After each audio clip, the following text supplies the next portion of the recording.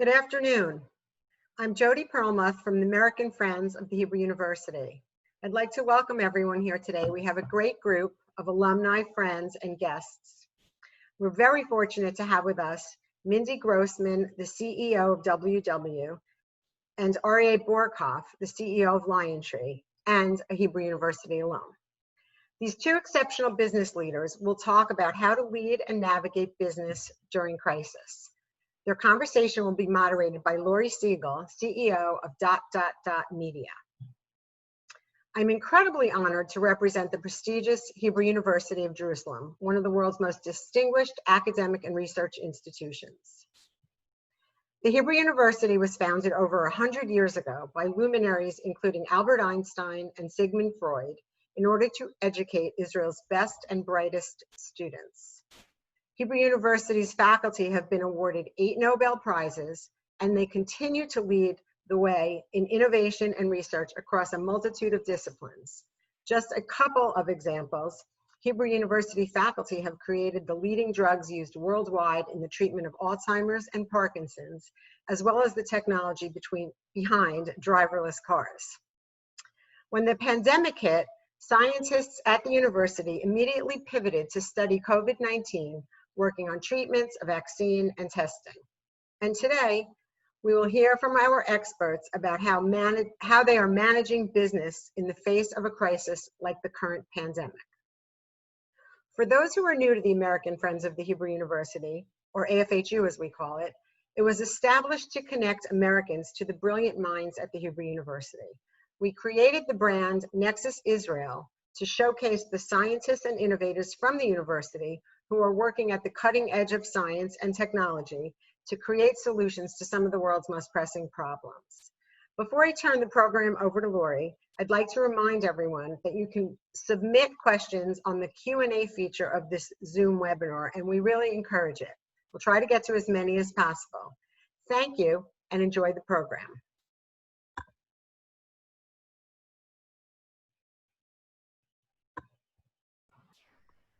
Great.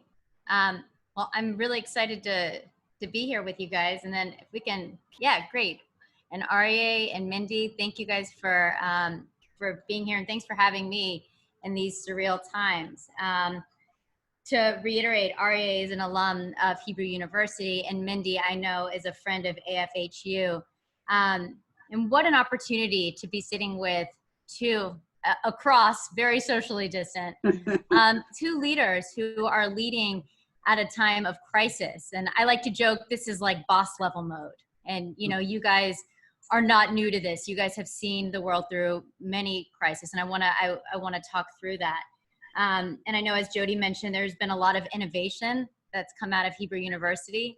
I think it was interesting doing some of the research. Mobileye brief cam, which was used to in catching the Boston bomber, such interesting innovation out of this university. And I think innovation is a theme in crisis. So I want to get to that with you guys. But to start it all off, how are you guys? I mean, Mindy, let's start with you. How are you doing? What a loaded question these days. Yeah, that is, Laurie, and thank you for doing this. And Aryeh, it's great as always to be with you. You know, I've always called myself a resilient optimist. And these times certainly challenge that more than ever. But I also believe that these are times for individuals, for leaders, for organizations to move forward in very different ways, to innovate differently, and to look to, very importantly, what is the impact that you can actually make on society and on your business coming out of this. And that's how we galvanize the teams from the very beginning, not just ensuring safety and security, but also ensuring keeping our community together and to accelerate our transformation, which has been underway for the past almost 3 years.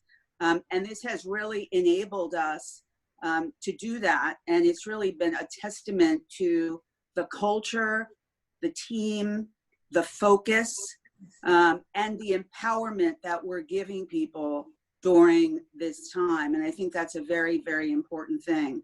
I'd say the other thing is it really is a time for humanity right now more than anything else. And I think leaders who are willing to be empathetic, show vulnerability in a time when it's more important than ever. I think it's a trait that used to be attributed to weakness. It's a strength right now. And we also have to give people hope, hope for the future. How are we going to get through this? And again, what impact can we ultimately make? I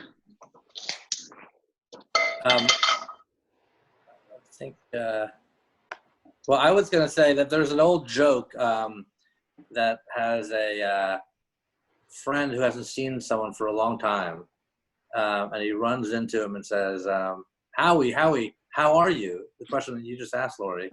And he says, in a word, good. In 2 words, not good. And that's how I feel. I think we have to just mute one more line here, actually.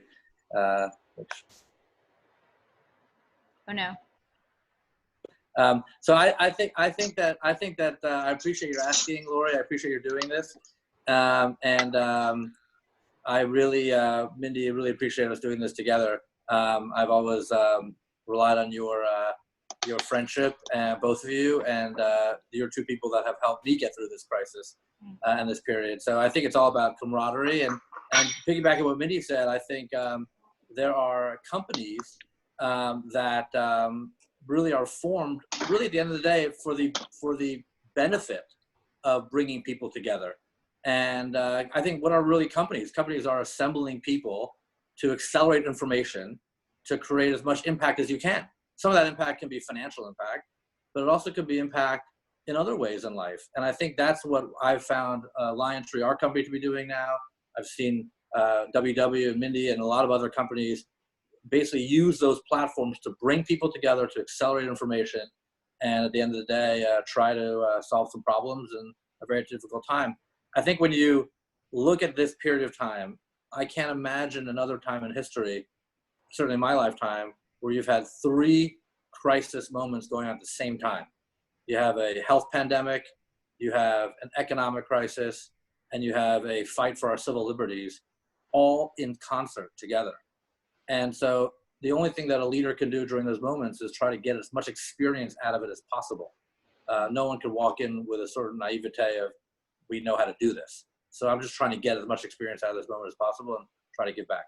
You know, I think having covered tech, we tell these narratives around even technology and these companies that were born, and they all seem so easy to tell when you look at it with the luxury of perspective. But right now is chaotic, and you guys are kind of at the helm, right?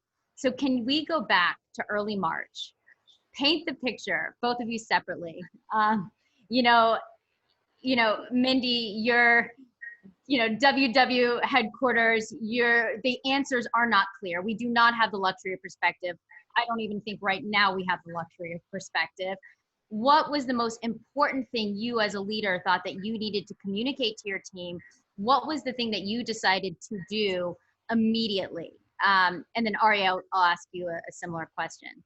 Sure. Just to give you some background perspective, we entered the year with tremendous momentum as an organization, including a 9-city, touching 135,000 people, WW Presents Oprah's 2020 Vision Tour, which happened to have the finale on March 7th in Denver, where we were still excited about having 15,000 people together. Wow. Flew back to New York on Sunday. It became very clear by the middle of that week, we had our last town hall, that where the world was going to require very quick action. And we made the decision to close all our offices and have everyone work from home, but at the same time to ensure the safety and security of not just our employees, but all our 5 million members, that we needed to pause our workshops in our physical studios. So of those 5 million members, about 25%, in addition to having all our digital tools, also went to face-to-face meetings. But what we said was, in a world where community, motivation, inspiration, and support are going to be more important than ever, how can we still provide them with that? We took the product and tech teams and said, launch a virtual solution, a number of things we've been working on. And in 6 days, we trained 14,000 coaches and guides, and simultaneously, globally, we launched virtual workshops, connect groups, landing pages, etc., to ensure that our community could stay together. And that first week alone, we held almost 15,000 virtual workshops, and we're still working with them today. Now, what we did after we did that is we pulled the team together and said, how did we do that? How did we all come together around a single purpose, apply innovation, agility, and empowered people? What did we learn from that?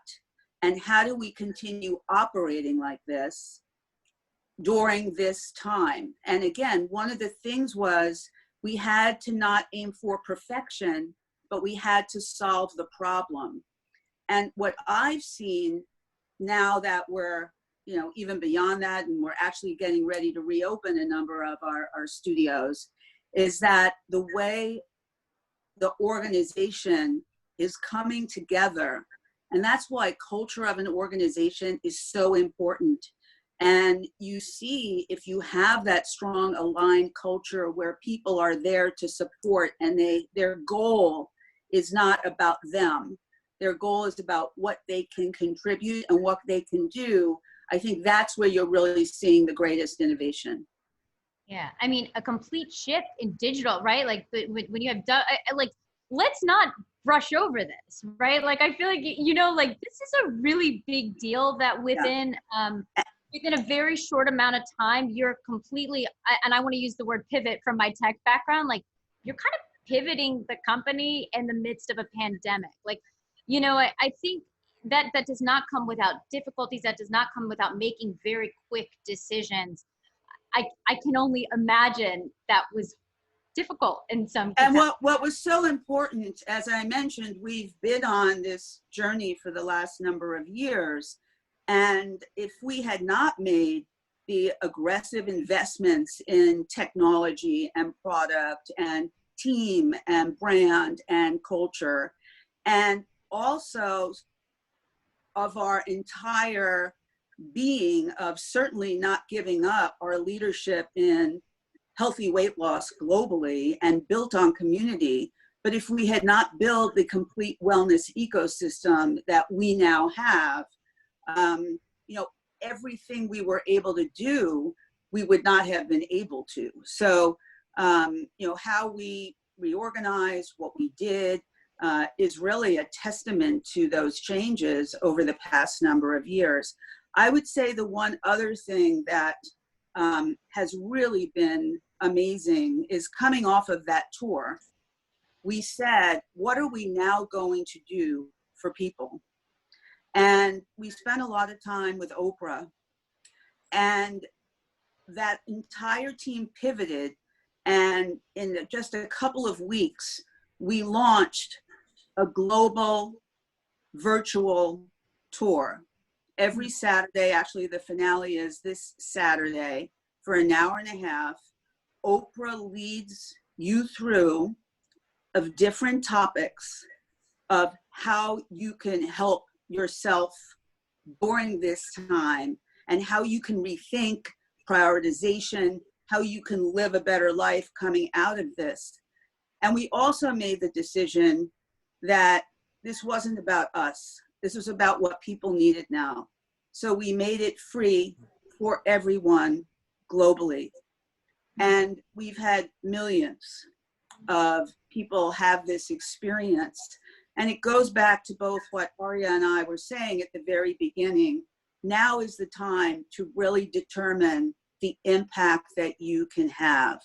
And I think the brands that are showing that, that have trust, that what they put as the priority first, Now, the fact that we've done all this, has it been positive for business, even in a, challenging time? Absolutely. But the decisions were made with the societally or helping people be well, keeping the community together, giving support, that ultimately has a business positive effect. And Aryeh, the way that you communicate with your team, I know this from having seen some of the notes that you send out. You almost send out these notes that are very inspirational, but that are very forward thinking and have these like one-liners in there of how it almost feels like you want your team to start looking forward. Something that you said in a note that you sent out to your team, you said, we're not going to go back to the status quo because there is no such thing. I mean, pretty aggressive words, right? And I say this with care, but pretty aggressive words to immediately come out and say, things aren't going back to normal. Sorry, guys, right? But things won't go back to normal, but forward to extraordinary. What did you mean? Why did you write that note to your team at that time? And what did you mean by that? Well, I appreciate your mentioning it. I think I was effectively trying to remove this nostalgia of this will be 1 week or 2 weeks, and then we're going to be back in the office and it's going to feel like normal. Because I needed to get everyone to really put themselves in the position of, well, this is a change. We have to deal with it.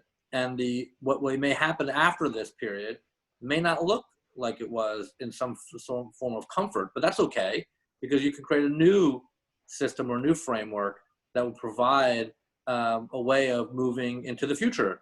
And maybe there are some things that once you have your health and the safety of your family and your people and your employees, then you can tackle anything forward looking. And I said forward to extraordinary, but really forward to the extraordinary. It's not going to go to an ordinary state. And that means, is there a digital twin? Are we doing everything remotely?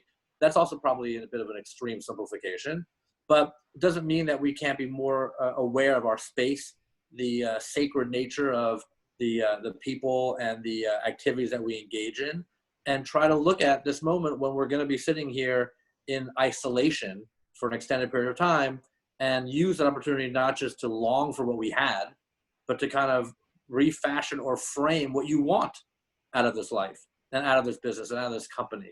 And so what we did is we created, instead of one morning meeting on a Monday, we do 3, Monday, Wednesday, Friday, with different topics. I have a management team that has been now really accentuated in risk management and real data gathering, as well as in our expressions of what we want to say to people outside of the firm. And we've done these virtual town halls that Mindy has been a part of. Laurie, you were invited to one, but couldn't make it. Obviously, we'll do another one where we basically are encouraging a trusted group of CEOs to share best practices. How are you bringing people back to work? How are you dealing with people over profits, dynamics that Mindy was addressing? How are you going to deal with workspace environments? What is going to change? And that conversation has helped us formulate a viewpoint of everything from the markets to our people, to the media industry, to the responsibility of technology and communication, a topic that you often talk about, to also talking about which parts of the world are doing this better than others. I mean, Israel is obviously near and dear to everyone on this call, and Nexus Israel at Hebrew University. Israel has been, I think, one of the beacons of kind of hope in terms of how you manage through a crisis. And so how do you gather best practices from other parts of the world versus looking at a limited domain in your home, wherever you're working from? Yeah, it's interesting. One of your employees had said, kind of perked up and it said, well, Aryeh said something about, we're not essential, so make yourselves essential. What was the thinking behind that? Well, everyone has a lot of respect and admiration for all the essential workers who are on the front lines, whether that's the doctors, the nurses, anyone at the hospitals. That's one view of an essential worker. The other essential workers are the network providers that enable this to happen. Like we couldn't do this a few years ago, where you had bandwidth that was it's so robust that you could basically rely pretty much on attractive, connectivity, which is really the tissue of our society. But I was saying, if you are respecting those that are on the front lines, maybe there are ways that you can get yourself on the front lines in jumping into the fray and creating impact. Make yourself essential, make yourself such where the world can't live without you, so to speak. I'm obviously exaggerating for purpose here, but I'm saying, like, if you're sitting alone in your home or in isolation, you can still feel very much part of society in its impact, whether that's in your domain as a family or in your domain as a company leader or a company participant or as an advisor to other companies, which is what we do at LionTree, and get out there and take these learnings and take these insights and create some conversations around it, make yourself more essential to this place outside of your home. I think that's so important and so true. And I think what we found, particularly at different stages as we've been going through this, certain teams have been totally slammed while some other teams at that moment may not be. And we did a very big rallying cry for our leadership. Exactly what Aryeh is saying. You know, if you want support, put someone from another team that may have different experiences and different expertise and bring them in and give not only them the opportunity, but give you some other thought leadership. And what we've really seen is that's been fantastic, because you now, just like diversity brings innovation, you now have that, particularly within a time frame where you need everybody. Right. Yeah, the other thing I was really wanting to get across to everybody, and that I think about all the time, is you're putting yourself in two different spaces of time. So I told everyone, you have to judge yourself during this pandemic in two ways: the person that's living through it and dealing with it today, and the person that's looking back on that person the day after it's over. And you have to look at yourself in terms of what you will want to be accomplishing and how you behave through a crisis when it's over, and say, ooh, maybe I was a little bit too crass or quick on the trigger, or maybe I was a little bit too ambivalent. And it's not easy to do those things in the moment. That's why you try to really look at yourself in both reference points and then try to narrow any gaps along the way. Well, and something I think we're all learning is the tech plays a whole new role in this, because we all translate differently over Zoom or in text, and we don't have the normal human interaction that we have, and we don't have context. And I think as business leaders, you can seem even more crass, right? When you have to communicate hard things. Like, I think it can seem even more aggressive in a moment where people are self-isolated, where you have employees who are feeling sensitive and going through a hard time because everyone's kind of in this. So I can only imagine the addition of this layer of technology, which is supposed to bring us together, dividing us in some capacity, can be hard when it comes to communication as well for you guys.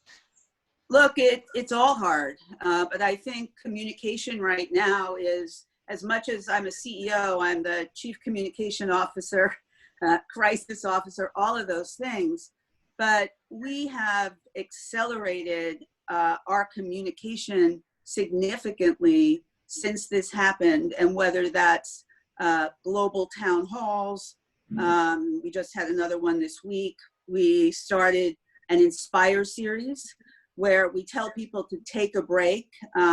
For example, this week I did a fireside chat with Ken Chenault, and bringing things to the organization in need. I think the second thing, in addition to communicate, is you can't be afraid, I said it earlier, to show not just empathy, but vulnerability, how you're feeling, right? And it gives people permission to be able to be more truthful about how they're doing. And I think that's real critical right now. And checking in with people and asking how they're doing. I think listening throughout this time, whether you're listening to your employees, we're listening to our members. I mean, we have the ability to actually track behavior in real time, because we have 5 million people tracking everything they do. We have Connect social groups within the app where we can monitor, and we have the meetings. So we're doing constant qualitative and quantitative data gathering. Aryeh mentioned before about data.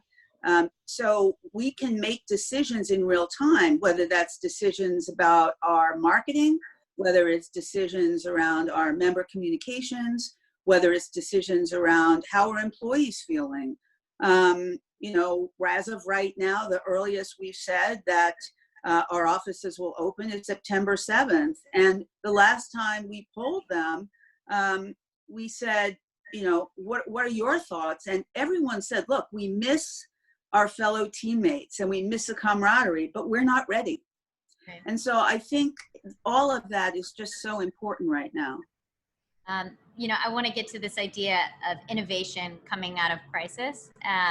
You guys are both leaders in the wellness industry and media. So I'd be curious to know, I look back at 2008 in the recession, right? And looking at technology, you had companies like Uber emerged, Airbnb emerged. All of this was a moment of scarcity that bred incredible innovation, and that was led by leadership. I know Israel is a place where I think there's so much innovation because there is this feeling of I don't know how exactly to put it into words, but there's just a feeling of people want to innovate. There's a good intensity there. How do you think this moment in what opportunity in your industries will come from this? Where's the business opportunity here for wellness, for media, or just in general? Well, I think, I give Mindy infinitely more credit for her experience with wellness than me. I'm just exercising a few times a week these days and trying to get my health up.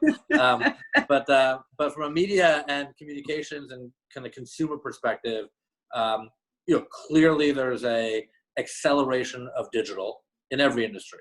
So we've talked about a lot in media being digital. Now communication tools are digital. You'll see the same thing for healthcare and telemedicine, and frankly, education. Like a lot of our children and our friends and students have now been accustomed to learning remotely. That will, in a lot of ways, be a wave of the future because of you think about infection risk of a university or student body, and also you think about disruption. If you look at the top 20 companies in the stock market today, they are radically different than they were 10 years ago, 20 years ago, 30 years ago. With all the technology companies. If you look at the top 20 universities in our system, they're the same. 10 years ago, 20 years ago, 30 years ago, there's been very little disruption and rethinking in education by and large, and we're doing a lot of work on that. But I also think it's about looking at your portfolio. So how much do you have out of the home versus insulated in the home? And that's not just a communication tool like a Zoom, but even gaming, mobile gaming, video gaming businesses have really risen to the surface here.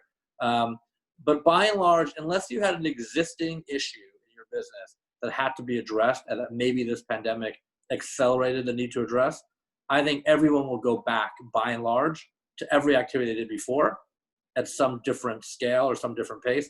But there will be no zero-sum game as part of this where we did this before and we'll never do that again.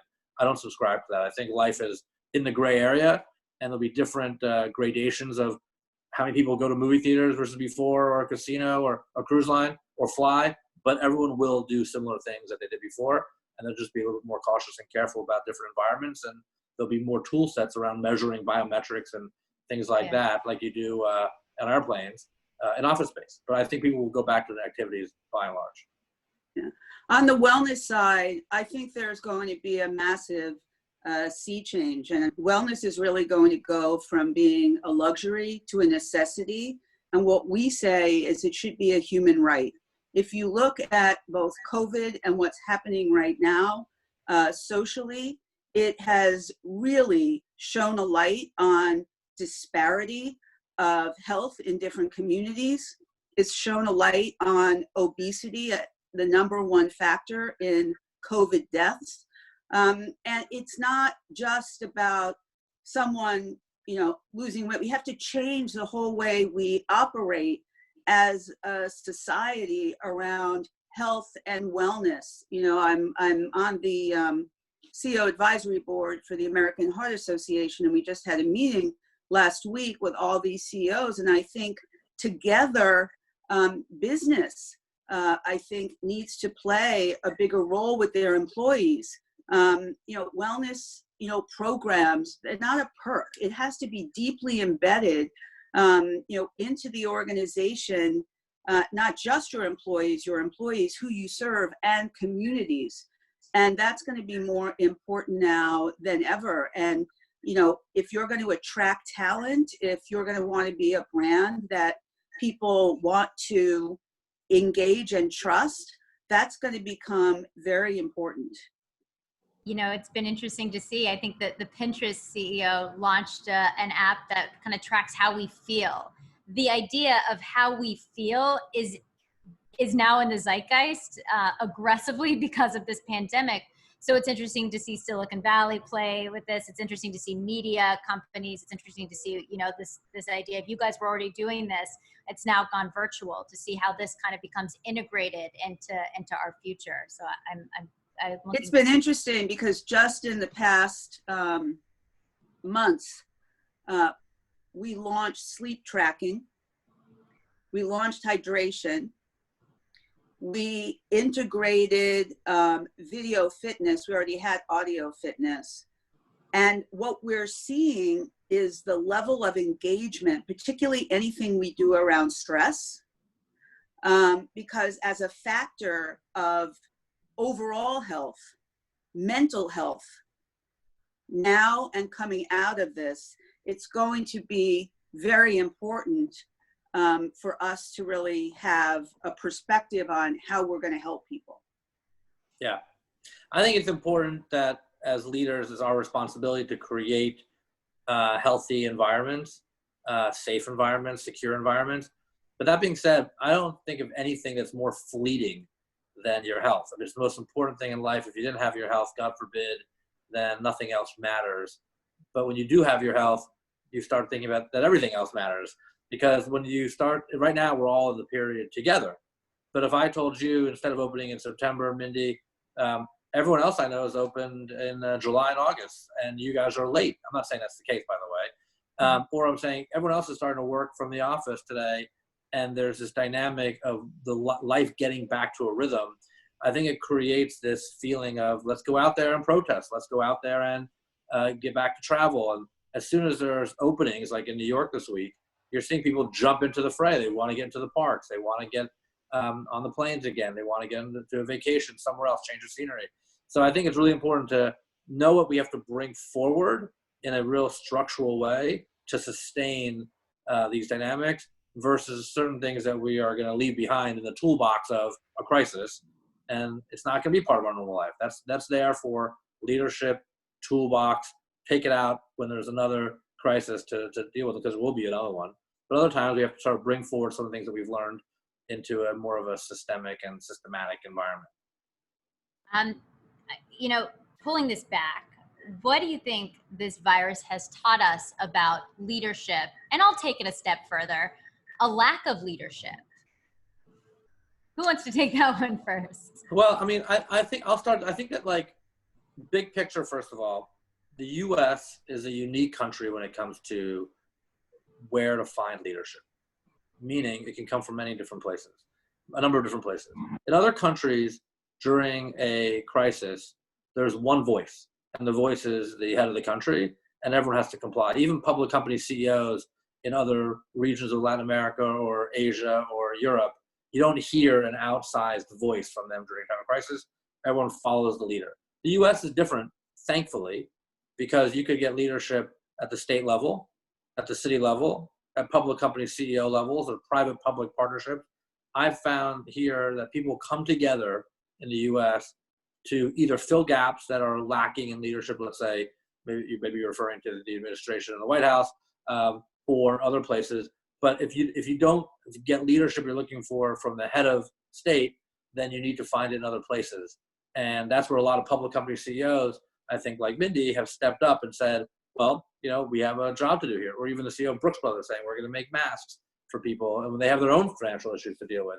And so I think that it's really a heartwarming thing to see leadership come from different pockets. And then it's up to us as individual citizens and as business leaders to kind of communicate to our people which ones to follow, which ones not to rely on for the betterment of, like, the right potpourri of where we're going I think countries like Israel I've referenced, and even France, have done a really good job from the top down, making sure there's a uniform reaction to this. And I think obviously New Zealand is probably the best example now, since they're reopened with very few cases total and no cases right now. I mean, it's great to see that kind of leadership, but here in the US, we get it from different places. Yeah, I would have to agree with that. Yeah, I mean, we're sitting in New York, and I'm sorry if it's loud outside. We have I literally have protests 3 blocks from me, which you might even be able to hear. So everyone listen in. But what you're hearing is an intolerance for racial injustice that has really reached its peak. And I think as business leaders, there's just so much frustration that has finally come to the surface in this extraordinary way that we are all witnessing and experiencing. And there is a demand for change. So as business leaders, how can you create lasting impact as people who are influential that go beyond the tweets and beyond the statements, but into real actionable change? What are you guys thinking about right now, and how we make this last beyond a week, 2 weeks, and how you actually make changes within your own company? Yeah, Laurie, it's about action and change that is sustainable, which I think is important. The events of the last weeks have been, of course, nothing short of horrific. And in addressing our organization, I was very clear that we won't tolerate any form of injustice. When we came out with our Impact Manifesto in February 2018, we inspire healthy habits for real life, for people, families, communities, the world, for everyone. We meant everyone. And we've made progress as an organization, whether it's with our board, our executive team, diversifying our member base, what we've done around diversity and inclusion. But I made it very clear that it's not enough. We have to do more, and we have to do it more quickly, and we have to lend our voice. So actually today, we're announcing to the organization a number of things that we're doing immediately. Yes, some of it is donation to organizations and matching our employees. But even more, what we did is our Chief Human Resource Officer is an incredible Black woman, Kim Seymour. And as a matter of fact, there's a big article in Forbes today that she was interviewed. And if you can read it, it's very powerful. And she has spoken to our Black community, in our corporate, in our field. We've listened and are taking the actions that we know is right. So that's everything from having a diversity officer, not just Kim, someone who owns what has to happen in the organization. We are creating a Black community council within the organization. We're requiring diversity around all elements of our WW ecosystem. Externally, we're also really spotlighting Black businesses, for example, in our WW shop.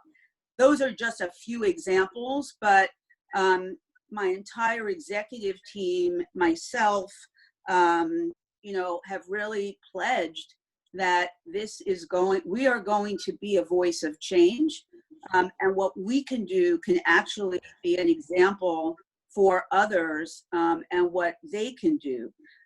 So the other thing that we've really pledged to do, and we started doing it through our WW Good platform, is part of what we talked about is this disparity in health and access. So WW Good is built to help underserved communities get access to healthier food, but we are going to accelerate our efforts there as well. And we're also looking to create a wellness council focused on the Black community, just like we have an academic advisory board for science and a youth and family advisory board. We want to have a board because we think that if we bring people together, we can definitely have impact. Yeah.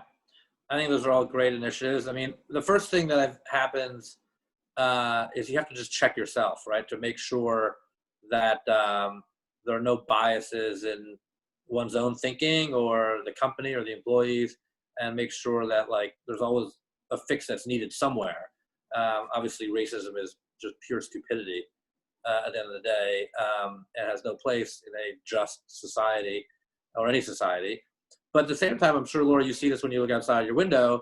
There's nothing more energizing than watching like peaceful protesting, because it's like this unifying dynamic of people fighting for things that are so important and so liberating that the voice needs to be heard in concert. And I always found that it's interesting that you can see that on the streets more than you can feel that virtually. So with all the technology platforms that we all work on and all the communication around the globe through these the platforms that we use, you don't feel that same sort of like unification virtual protest. It becomes a little bit more divisive actually virtually, whereas in person it becomes more unifying. So I think that speaks to like human contact is still very important to get that kind of feeling, and then from there you have to create real change, and that is a call to government. It's also a call to municipalities. It's also a call to companies, and you know, we're going to put in place a changed recruiting system at all levels, and to make sure that we're doing the right things, you know, to reflect the right you know, society and the right diversification in our ranks. We thought we had it. We didn't do enough, and we have to do better. But I think this country, in a lot of ways, is still very much in formation. I mean, other countries that are thousands of years old have figured out how to operate in a diverse society, and we're a few hundred years old, and we haven't figured that out yet. It's just sad that it's a country that's so liberating and full of freedoms, so to speak, has not figured out the basics yet. And so that has to be accelerated at all costs, because these biases have to get out of the system finally. I think both of you have kind of mentioned this idea of authenticity and vulnerability and leadership. And what's been kind of extraordinary during this time, and maybe it's because the whole world's in this, is to have these moments where we get to see our leaders as human and authentic and vulnerable. So we're going to open it up to Q&A in a couple minutes. So guys, feel free to ask questions soon. But as we close, let's get vulnerable. You guys are leading these big companies. You've got extraordinary pressure on you at a time where we're in a global pandemic, and you have real people and real jobs, and a lot, you know, a lot you're thinking about. Take me to what's the hardest part that each of you are struggling with? You know, like you got to be on all the time on Zoom. Like what's the hardest part for you? Well, I think for me, the hardest part is being able to turn anything off, because you care so much about what you're doing and about your organization and about your family and everything that's happening during this time. It's very easy to go 24 hours without even giving a thought to, God, if I don't take care of myself, I'm not going to be there for anybody else either. So, you know, I think finding that balance, and look, there isn't a CEO, a business leader, who has not had to make some hard to gut-wrenching decisions during this time. And I always say, and Aryeh brought this up before about thinking post this and during, that can I put my head on the pillow as I try and go to sleep and say, I've done the best that I think we can as humans, as an organization, even if I've had to make hard decisions.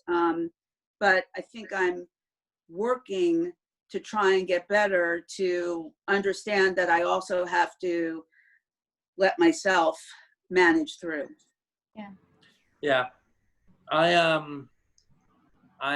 There's definitely a heaviness to the moment and the period of time, and there's definitely concern in a lot of ways that I have in a lot of different compartments or areas.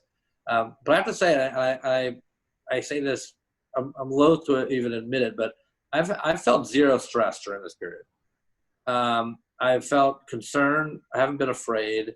I've really been kind of swept up by the moment and the energy around like needing to get these things done quickly. And I've kind of pushed off all of the personal angst or stress that I would normally have during a period of pandemic and crisis like now, maybe to a different time, or it's just not the moment for my own stresses. And there's a heaviness to it. I think I agree with Mindy that like you don't really have a chance to turn it off. Someone told me a long time ago, I've been using this line left and right, that I don't know if I'm working from home or sleeping in the office. Because, you know, at the end of the day, you're like, you can do more all the time. And it's relatively easy to connect with people. And so you just jump into it. And whether it's internal communications, external communications, you know, we've been luckily doing deals with IPOs, mergers still, and just being there for people in different ways, business and personal.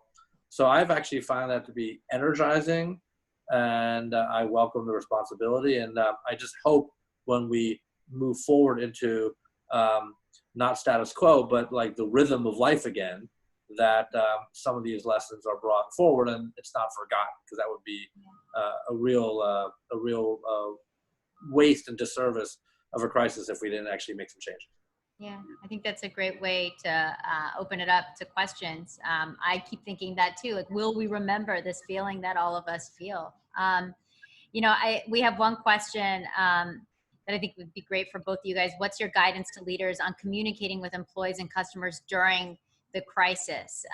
You know, I think this is a great question even now, and even as we begin to talk about reopening. I mean, what is the guidance in communication right now? Give us some specifics. Yeah, I think the guidance is you can't communicate enough. And you have to be doing things in real time, as well thought out as they need to be. And, you know, as an organization that has a very passionate member base, certainly, the idea of keeping people together and communicate what we're doing, both to our employees, who are also all members, right? We all are, has just been critical. I don't think you can communicate enough, but have it be purposeful, have it be empathetic, and have it be important to what's happening at that moment. Yeah, I think it's I totally agree with you can't communicate enough, but I also think there is this element of cascading the communication into the system. So don't leave it all up to the tip of the spear of the CEO to communicate all messages, especially at this point when we're past the emergency state and we're in even past the settling in period. Now we're kind of plotting the future. You have to use the management team to then communicate deeper into the system. Absolutely. We created these pod leaders that were really designed to help space out when we bring people back to the office. But in the meantime, we got people accustomed to this decentralized leadership so they can start communicating with their team, know where your employees are, get some of the messages that I've been putting out there deeper into the system, encouraging everyone in the firm to be calling companies and clients, not just waiting for a handful of people to do it. So I think communication is important, but you know, using it to cascade leadership and communication messages in the firm deeper into the system that you would normally do, it can be really helpful right now. Great. Next person is from Philip. Mindy talked about being a resilient optimist. So how do each of you remain resilient? Any tips? What is a resilient optimist, Mindy? What? What is a resilient optimist? That, you know, you have to kind of accept that there's things that are coming at you and you have the resolve to be able to manage them, but you have the hope for the future because of what you're doing and you're reflecting that. And, you know, I've told the story. I took my last company public in August 2008, 2 weeks before the world fell apart. I was a first-time public company CEO. It was a brand new board. But all the learnings from that, whether it was around innovation or whether it's around communication or whether it's around deal with the current scenario, but make sure you're allowing yourself to still invest in some way for the future. It's very much similar today. I mean, at the core, certainly, hope can't be the business strategy, but you have to have the business strategy that's going to take you forward and give people belief in what the future is going to be. And I think that's really important today.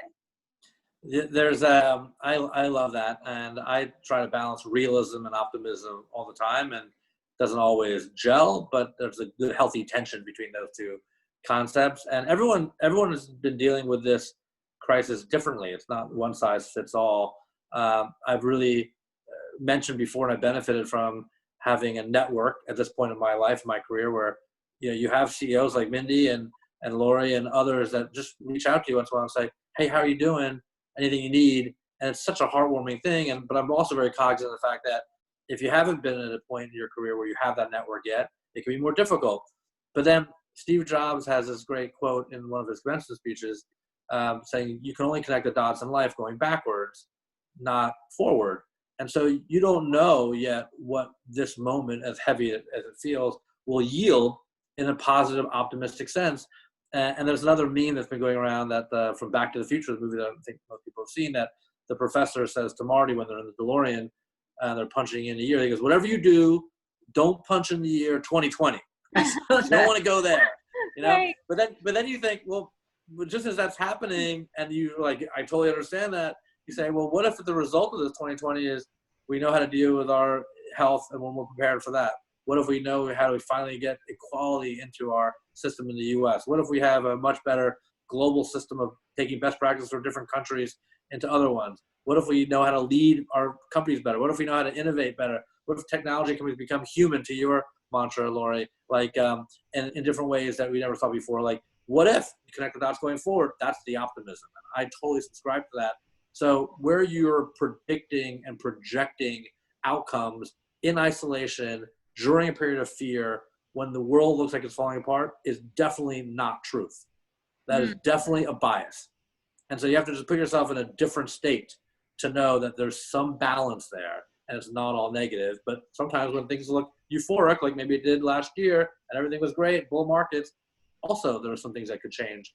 So you have to just look for balance, I think. Yeah, and Aryeh brought up before, he's done these town halls where, small group come together because, not one person has all the answers, right? And you're making decisions. So this is a really great time to have a trusted advisor circle, like I have with Aryeh and other CEOs that, I've availed myself of being part of a lot of smaller conversations, so I can take all that information and use it to help inform decisions, not just live in, my own planet. Yeah, think about, this is like the best symbolism that I could think of for how I want to come out of this period is, imagine if you're throwing a party and you're like, man, we really are looking for a gathering and a party and we've been longing for this. Would you throw a party where you invited the masses to your party and you put invitations under windshield wipers and flyers in the mailboxes and say, come to my party because you just want to be around a lot of people? Or would you say, there are about 25 people that I really feel safe and secure with and want the pleasure of their company, and I feel like if I can create that space and know that it's safe and secure, that would be so meaningful to me in my life, and that would be a great gathering. That's how I'm approaching the exit. Like, pick the people that you want to surround yourself with more and more, for not just health reasons, but emotional reasons, innovation reasons, like kind of energizing reasons of your life, and you kind of tighten that circle up and then you grow from there. That's how I think about it. I'm going to try to combine two questions since we're tight on time. If crisis breeds innovation, do you think that Israel has become the center of technology and entrepreneurship because their citizens are frequently under more pressure in their lives, or is it the cultural differences that makes it stand out as a leader? And then there's another question that asks more about the role that spiritual leadership plays in this moment, and what your views on the religious communities providing leadership and support during that time. So it's a lot to kind of get in, but those are both really important concepts. If you guys have comments on that as we kind of close out. I'll just say quickly, Mindy, that I think Israel's success, in my mind, is driven by scarcity. The tool set needed to live in a world of scarcity, small country, obviously large impact. That's all about the world that we're now living in. We went from abundance to scarcity, and when you make decisions from a scarce moment or a scarce pivot place, you have to be exceptional at all times. And that could be about technology innovation, also about leadership, protecting your people, security, protection, all those things. And on the religious front, I actually have over the last few weeks started to do a virtual session with a rabbi, and I involve my kids and my brother because I want to make it social. But I thought let's look for some inspiration during this period, and it's been really helpful in marrying concepts that are ancient with concepts that are fluid and applicable to today has been really, really helpful as one of the tools I've been using. Yeah, I mean, I think, every area of, let's call it culture, whether that's religion, whether that's, music, whether it's, I think you have to take inspiration right now from anywhere that both energizes and enervates you or can bring you to a different enlightenment. I think that's really important. I think on the innovation front within organizations, certainly it has to come from the bottom up, but it also has to be supported from the top down, that you want people going off and innovating and trying and iterating, and it's not about perfection. And I think that's been a big part of what we're seeing in companies that are just letting people take this time to be as creative and innovative as possible, with no holds barred, but with a focus on what will it ultimately get you. We have about a minute and a half left, but I want to end on a memo Aryeh sent to employees. He said, "Our vision must be towards the future, but with perspective of the past. How will we remember how we were during this time?" You referenced that before, so I ask both of you, how do you guys hope to remember yourselves as leaders during this time? Mindy? I hope to remember myself as human first, number one. Number two, that the intention to come out of this and to support and help as many people as possible, not thinking of myself first, but thinking of all our constituencies. But what I really hope is that I will look back and say what we did is really going to change lives. And that to me is the most important thing. Yeah. I would say I would like to think of myself as being adaptable, because the lesson that I've taken from all this is life is unpredictable. There's no model or algorithm that predicted this as efficient as we want to be, and AI is developing, but not to the point where we know it's going to happen in the future.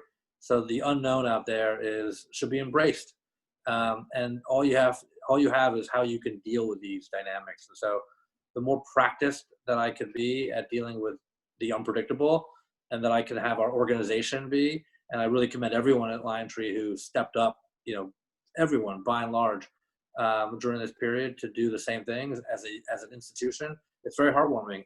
And then I'm just very happy that I know who my friends are. And it's like, if you haven't, I don't know, have we been here for 13 weeks, 14 weeks? If you haven't heard from somebody by now, you're probably not going to hear from them at this point, And so it's like kind of nice to know who you've heard from and who you're close to. And there's a whole new future out there, but some of the people have fallen away and others have been accentuated. And that's such a heartwarming dynamic during this period. And I count you two as two on the top of the list. I love the idea of ending on adaptability, friendship, and humanity. So Aryeh and Mindy, thank you guys so much. Laurie, thank you so much. This is great. Aryeh, as always. And thank you guys, and thanks Hebrew University. I appreciate it. Yeah, I'm gonna bring back in Jody, who's to give some closing remarks. So thank you guys so much. Thank you, Laurie. Thanks, Mindy and Aryeh. On behalf of Nexus Israel and the American Friends of the Hebrew University, thank you so much. This has just been a very insightful dialogue. To all of you who listened in, we hope you'll participate in future events like this. You can find them all on the AFHU and Nexus Israel websites. And if you liked what you heard, please help us. You can serve as an ambassador to help improve our visibility. You can follow AFHU and Nexus Israel on LinkedIn and Facebook. Of course, we always welcome financial support for the incredible work of the Hebrew University's faculty and students. Contributions to support research, scholarship, and Israeli innovation are especially needed. Please be in touch with me directly if you'd like to learn more, and be sure to check out our website, www.nexusisrael.org. And last but not least, a shout out to all of our Nexus Israel sponsors. We can't do this without you. Thanks, everyone. Be safe, be healthy, and we hope we'll see you soon.